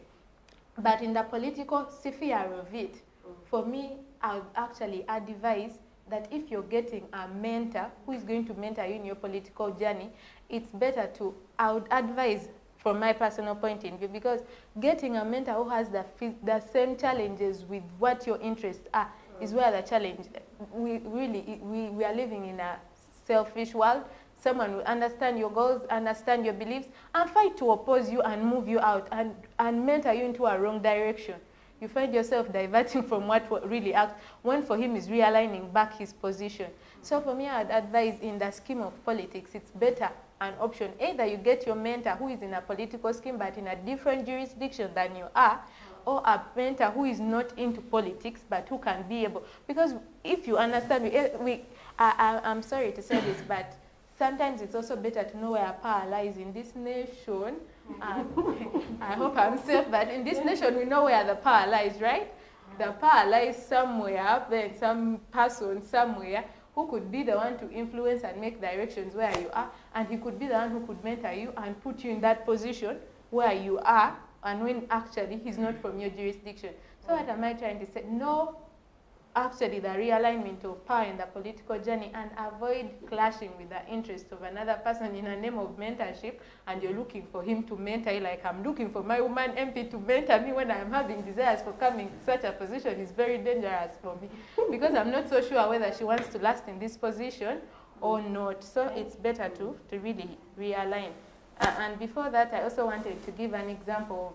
Basically, I really don't like to talk about politics in spaces where we have youth, because people pertain to different parties and different political parties. But basically, if we look about the current serving president, it's rumored that he had been mentored a lot by Julius Nyerere. If you hear most of his references, like he refers back to Julius Nyerere, that means Julius Nyerere might have mentored him in one place or another, but why their interests did not conflict is because the other one was leading another nation, and for him he was leading another nation. But how about if this Julius Nyerere was coming for ambitions of Uganda? Would they have mentored the other? It's my question, basically. That's a food for thought for you when you go back, think about it. We are running out of time, but I had two questions for the panelists, which I want you to share with us in as brief package as possible. So I want to hear some real life experiences of, can you share with us a time when you were going through a very difficult time in your leadership journey, or a leadership challenge that you faced, and then how your mentor came in and helped you out of it? Let me hear from Mr. President first, in a snap. Share a time when I was in an issue and then the mentor came to... You had a leadership challenge going on, and then your mentor supported you. Okay, maybe before I begin on that, not to begin an argument or to quarrel, but Honorable Vicky, because I do like Steve Jobs. Those who know Steve Jobs, there is Zuckerberg and then there is Steve Jobs. Steve Jobs is the guy who started Apple. Steve Jobs is the guy who started Facebook. Apple is still more valuable than Facebook. So Steve Jobs is still more successful. If Steve Jobs passed away, but he's still more successful than Zuckerberg. That's not to say that Zuckerberg will never become more successful, but it's just Steve Jobs is really still performing even in his death. So that is crazy. But I'm a technology guy. I do IT, so this is where my passion lies. However, back to our moderator's question. There are so many scenarios, and to pick one where my mentor came in and helped, personal experience. There is one. I think before, maybe the most recent one is as I was going for an election the presidential election. I don't know whether it's right to say it right now because you never know who it could affect. We are still in politics in a way. But let's just say I was offered to step aside, and maybe let things go as they are. I'll be compensated later in the future, some way, somehow. Yeah, that was the offer. And of course, my mentor was my dad. I think, he told me that if you really have something to do, if you have something to offer, a service that you want to give to the people that are willing, that are pushing for you, because it was the day the campaigns are beginning. There are people who have pushed you all the way from first year, and now they are ready to carry posters and move around, and there are other guys who are saying that just step aside, we shall handle you, and everything like that. So then your mentor tells you that this is just the beginning. It is the first step. So if you do this now at university level, what will you do in future at national and international level? So, but of course, I was not confused about it, but I just told him such that I can see what does he think about it. Because sometimes the offer is good, and sometimes you may be like, am I being the one who's selfish, who's like, because it didn't seem like I had a chance to win. So is it me who wanted to waste resources to go in a campaign that showed that I was not going to win? Or should I just let someone who has better capabilities of winning, has more money to do, and then I just get a portion and I serve in a smaller position? So you see that it's not like it was totally out of the window not to consider their offer. But then that was the scenario. And then from the mentor's advice and from my friends and meditation, thinking about it, you have something to give to the people, so give it. Maybe we have less than 15 minutes, but we have to wrap up. But we have one more question that we have to deal with. So summarize. Actually, it's so hilarious that you asked me that question and I've been speaking about my experience from the beginning to now. But basically, as I told you, for me, my journey of mentorship, actually identifying who my mentor is, it has not been more than 2 years. So actually, we haven't had that too much place where he has come into in such circumstances. But for me, in my leadership journey, actually the greatest challenge I ever had, and which maybe he didn't know he was mentoring me at that moment because I hadn't sought him out personally, and then I used his advice and guidance to come out to, was that it was about basically, because I actually was affiliated, or I am affiliated to the NRM party, and so there are some obligations that really we were doing during the times of campaign, and so we were given a certain aspect on how to be able to manage a certain number of youth within our community to say that we can realign them into really voting a certain person of our political party and our desires. And this person who had come up was a person who was youthful, and we really wanted to back him up as youth. So in such circumstances, we had a scenario of whereby funds were distributed, but you know, it's very, very complicated to deal with communities and money. That one is very, very difficult, complicated, because actually there comes out a circular or a certain piece of information that directs you on how you're supposed to do this activity, and you do it as the circular.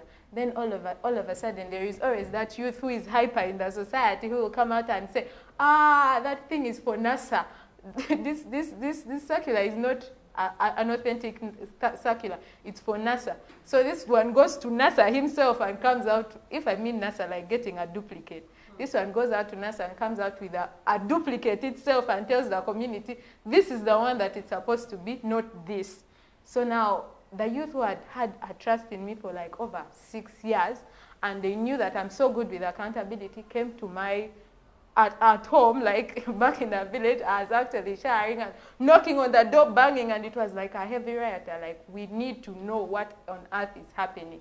And I was going into my final election at that district. I'm like, God, it can't be happening now. But I don't know, I tried to interact with my mentor, who I had not yet identified by then, who guided me. It's like, you need to calm down, and this is how you're going to interact with the youth. It took me a belt, like a male belt, to tie in my waist, and literally meaning I had to call the population of a youth of over 100+ people and sit them down in my father's courtyard, and I'm there with my small self trying to describe to them, no, guys, this is how it's supposed to be. This is what was done. And I really sometimes get so emotional and so tense in such situations.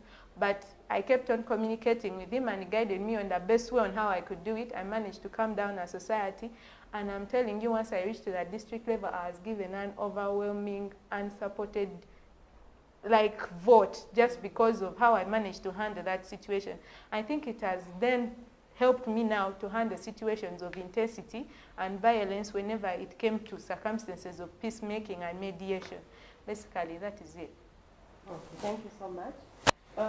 Finally, how do you see mentorship and coaching playing a role in your future as a leader in your growth journey?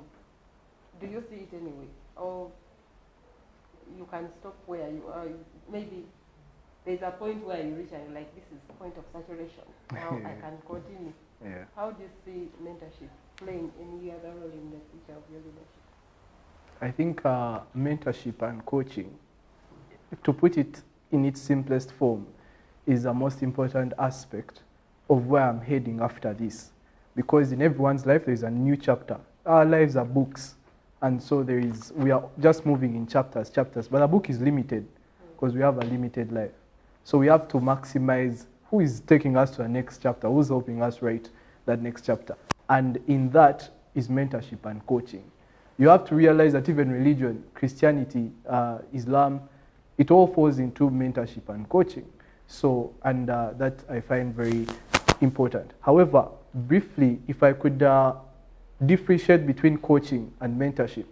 Coaching is this kind of learning. Someone is there guiding you at a particular level. So now, right now, I'm at the guild president level. So there is a coach. There is a mentor who is going to be with me regardless of whatever point in life I take, as long as I'm still heading to the final goal that I told them. But then coaches are at particular stages. Coaches are like teachers. Your teacher of P2 cannot be your teacher of S2. But then your teacher of S2 cannot be your teacher of S6. So that is what coaches are like. So now that guild president ends this year, so now in future, after campus, I need to get a coach for how do we do that now? What do we do after becoming guild president? I need a coach for that. And after that, I move on to the next coach. However, the mentor, Jesus Christ, the Bible, all these different things, my parents, they are there to guide that. What about the next 5 steps? Where are they heading? I think in summary, that is it. So actually, it's unfortunate or fortunate in one way or the other that I would say that, as I said, leadership for me, it's not about the political journey that you can take. You could offer leadership in very many circumstances of your life. So I feel, sometimes I'm convicted, and I usually say that maybe my political journey should come to one end, so that probably I try to venture into the administrative unit, or I try to be a leader in my society that is impactful, because I want to be a leader in a society that I can sit and create impact, that even if you are a political leader came to make noise, you may not do this impact you're doing. But me, I would create this impact by lobbying and doing everything to see that services come to my area. And I could do this in administration, I could do this in every way. So I would say fortunately or unfortunately, where my leadership journey takes me, I do not know. But wherever it will take me, I still believe and have a conviction that I'll still need the journey of mentorship and coaching, really, as it differentiates it, because for me, I actually would define, and I really find it to some sense one term that means the other and all that. So for me, I would say I would still need mentorship, and it's really going to be relevant in whatever step I need, because I feel me as a human being, I have insufficiencies that sometimes would come into my way of life, especially in the scheme of leadership. I'd rather be uncentered or self-centered in my own doings, but not in the service of society.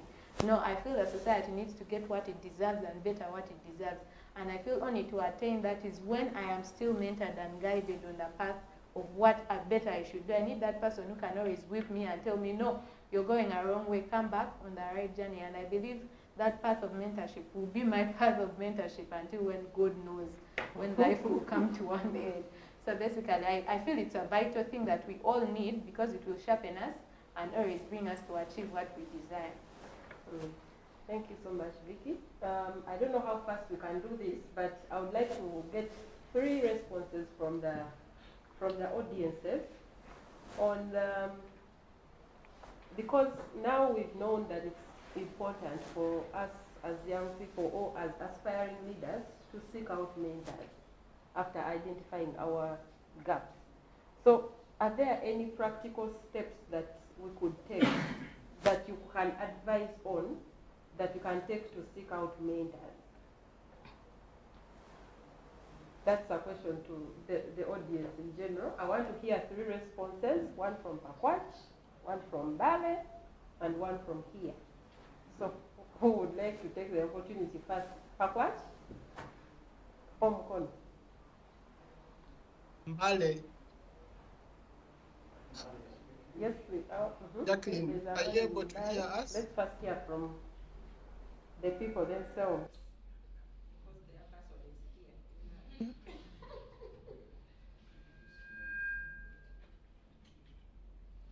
Jacqueline, are you able to hear us? Yes, please, I can hear you very well. We can hear you very well. Okay. Your name? My name, Concentrate here. my name is Achola Irene. I'm here in Bali. I want to thank our moderators for the program. We are really concerned about it. For some of us who may be having the attitude of becoming leaders, at least with your guidance, we have managed to pick some ideas. Because as a leader and head girl of civil secondary school, I also try to encourage my fellow girls. Sometimes I put them down, sometimes I counsel them, I guide them where necessary.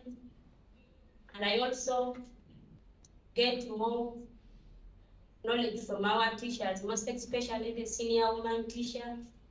She puts us down, she guides us. So I think she's also my mentor. I think that's all. Thank you, Irene. Can I hear from another lady? That's been very inspiring to hear from a lady. Last time it was only guys who spoke. So even in Mukona, I want to hear from a lady, although I've seen a gentleman's hand going up.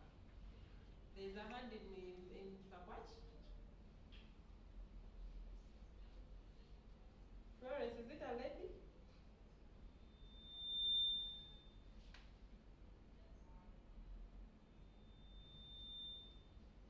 Yes, it's a lady. I have clapped my hands. By the name Let her speak. Sarah, I'm a female affair of Kwara sub-county in Pakwach district. Actually, according to me, my ways of seeking for a mentor, one, I would see the qualities in that mentor that I'm seeking in a way that, how is this person really? Is this person developmental?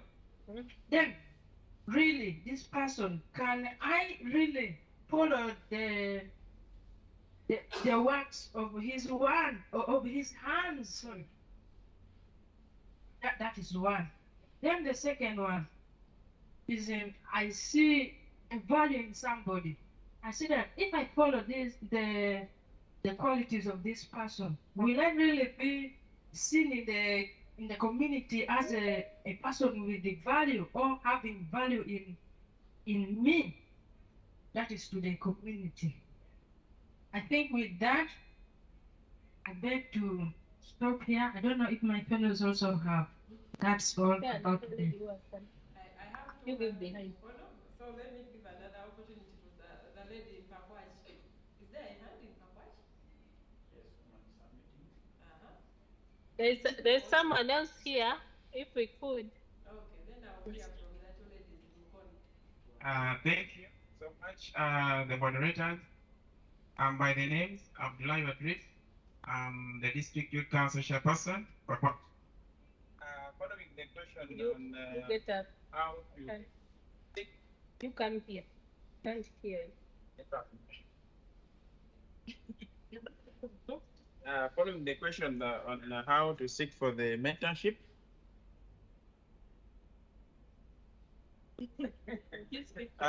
The first thing I would do is to first identify the field I want myself to get mentored on.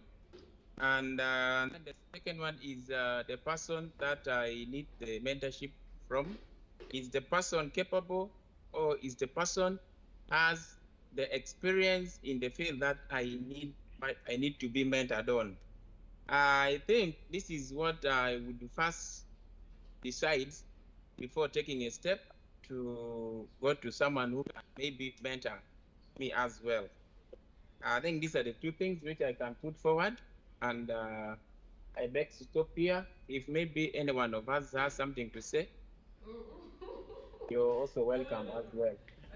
Let's hear from the members from Mukono. I know everyone would want an opportunity to speak, but we cannot hear everyone out because of time.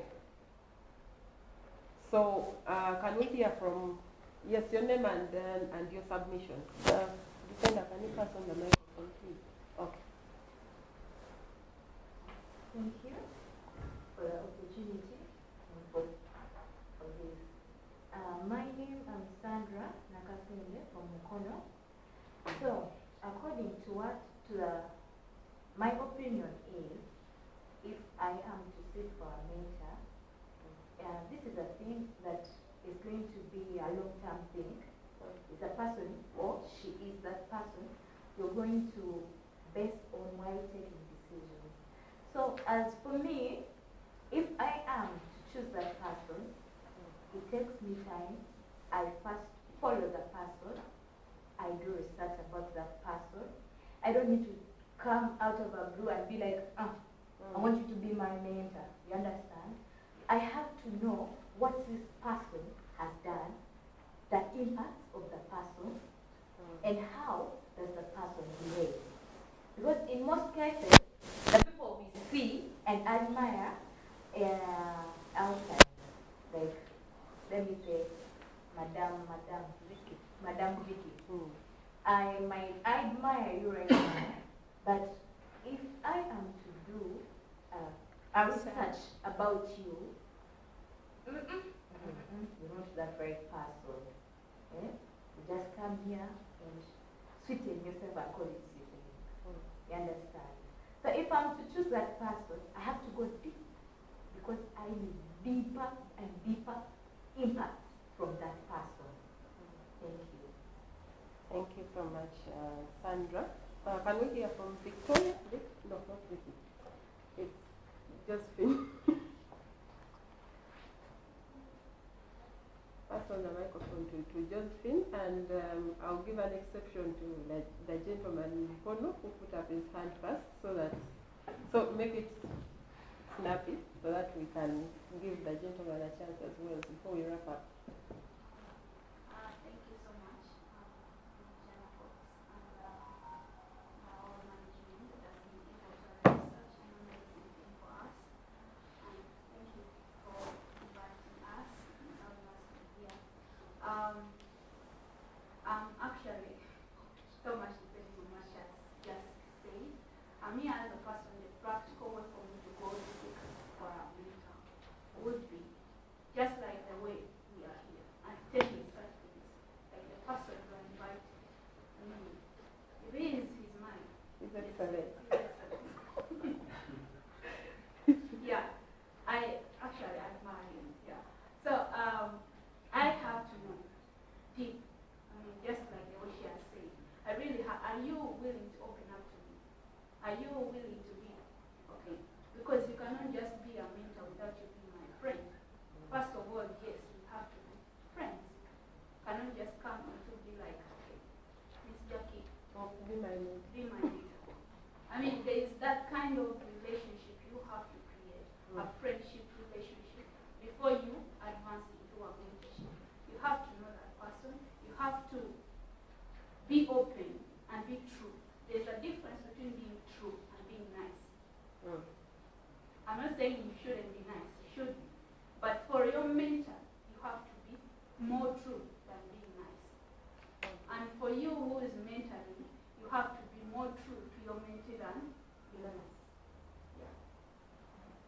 you so much. Let's give the opportunity to Francis Okello. Francis. Thank you. For me, like, when I'm choosing a mentor, I have to go for two things. Basically, time and situations. Because mentoring is not something that I'll end up with, you know? I cannot go, like, let's take a biblical way, like, I can't go for Moses, and yet there was a Paul who lived like me and say, be aware the days are evil. So I might go for a mentor, maybe even in politics, and I don't know the timing, that we shall go into a time when we are voting like the United States, electoral colleges. And then my mentor, I'm remaining with somebody who has been on persuading people to lie. You see? So it is basically depends on timing and what, and the situation I'm currently in. Because things are dynamic. Thank you so much. I would like to appreciate immensely the audience for those very fruitful deliberations. I would like to give my panelists 1 minute to summarize, to wrap it up, to give us your closing remarks before you leave the panel. Any advice that you have for the young people? If it's a word of advice, please shoot. 1 minute. Vicky. No, I'll actually go first because it's still His Excellency. So basically, 1 minute. In the 1 minute, actually, number one, I really want to encourage. I want to first be grateful to the Vijana Corps administration for this organization and whatever is yet to come, because they tell us there's a lot more coming about mentorship and cultural guidance.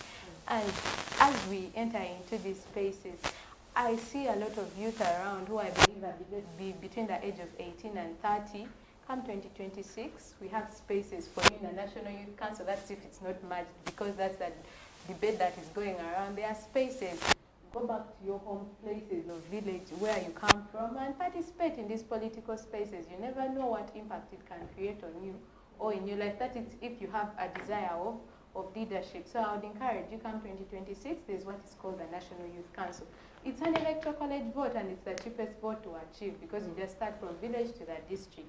And so we have Vijana Corps, which is already aware about this program, which I believe they can mentor you to occupy such spaces if you desire to come to in these spaces, because it's a space that really exposes people to do what you really want to be impactful in your society. And then basically I wanted to end with my quote, where I say, like, in this generation we look more into internet and books, but you have to acknowledge the fact that not everything can be learned from the internet and from books. So sometimes the only way to reach our full potential is to learn directly from someone who has done it and who has been there. You need always that personal person. Get your mentor, sometimes go, because sometimes you can go out and have a talk with him. Get a basket, drop in your phones and your books and just sit one-on-one. And as she had said and she had said, get to know this person whom you want to choose as your mentor. Get to know exactly what your desires are. Get to self-reflect by yourself and know which direction you want in life. And there you follow that path. Basically, that is all. And thank you once again for giving me this opportunity. It's my maiden appearance, and I'm so grateful about it. Thank you so much, Vicky. Your Excellency, sir. Thank you for this opportunity, our moderator, my fellow Honorable Vicky. About this mentorship, to close it first, the people in Mbale are the ones in Pakwach, and the people who have submitted here in Mukono. Your ideas are brilliant. They are brilliant. Maybe Miss Sandra was a bit very intense about research on the person, research. And that is good, because we said you must share the same values with your mentor. However, if you do a lot of research, you may find something wrong. If that something wrong is in the values, cross them out. If it is not, no one is perfect. The best mentor is Jesus Christ. And even he will tell you that, I got angry and I destroyed a marketplace, but that is how I solved it. I maybe got tempted by the devil, he told me I can get this, and this is how I solved it. So everyone has failures, and that is what makes them a mentor. How did they get past their failures? However, values, we can't play with values. Someone can't tell you I believe in homosexuality, but I speak well. That we cannot play around with. As we end today, what we have learned is amazing, but get a coach. Which is mentorship and coaching. So wherever you are seated in whatever region in the country, look in the crowd. Who has maybe, as they were submitting, who was speaking the way you want to speak? Get that coach. Who was dressed in the best way that you would like to start dressing? That is a coach. Get a coach from today. And then the mentors, you do your research, will come along, but get a coach. Vijana, and to all of you that are watching, this is UCU. This is Uganda Christian University. So it is a wonderful university. The environment they give to train your leadership is amazing. So if you've not yet joined the university, take a chance on it. We have Arua, we have Mbale, we have Kampala, Mukono, and Kabale. It's a beautiful place. We create a difference. The people from UCU are not your average youth. And we are intentional about that. So take a chance on UCU. Thank you, and have a wonderful day. Thank you so much, Your Excellency. I don't feel like adding anything else to those words, and if wisdom was a person, I feel surrounded by wisdom itself.